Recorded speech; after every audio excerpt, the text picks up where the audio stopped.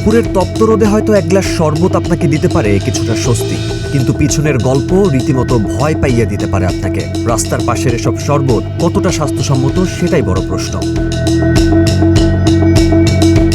রাজধানীর চন্দ্রিমা উদ্যানে মিলল তেমনই উদাহরণ। লেকে যেই পানিটি আসছে সেখান থেকেই পানি সংগ্রহ করছে কয়েকজন। কিছুক্ষণ পর সেই পানি দিয়েই তৈরি হবে মুখরোচক শরবত। এখানে তো প্রায় এই জিনিসটা দেখা হয়, মানে যখন একটু দুপুরের দিকে মানুষ না থাকে, কম থাকে, ওই টাইমটাতে বেশিরভাগ এখান থেকে মানুষ দেখা যায় বালতিতে করে পানি উঠায় নিয়ে শরবতে মিশায়।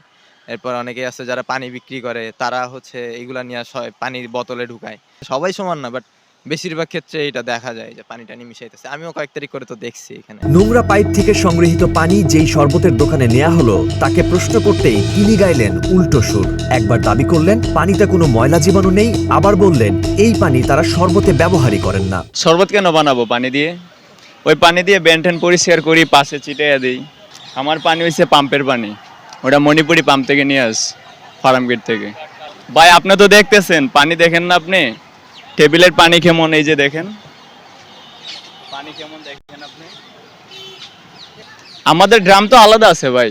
এই যে পাম্পের পানি হচ্ছে এগুলোতে, আমরা যেগুলো মেশিনে দিই, এই যে নতুন ড্রাম আছে আমাদের, পুরান ড্রামও আছে।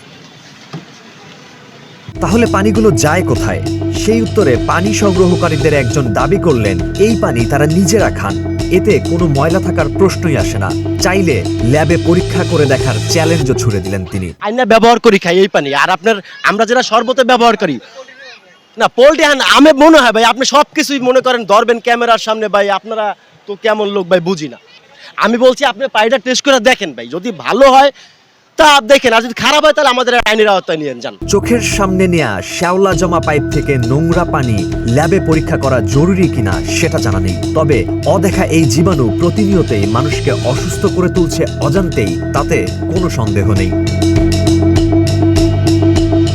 ইয়াসিন আরাফাতের তথ্যচিত্রে Mahfuz Arefin, green TV digital.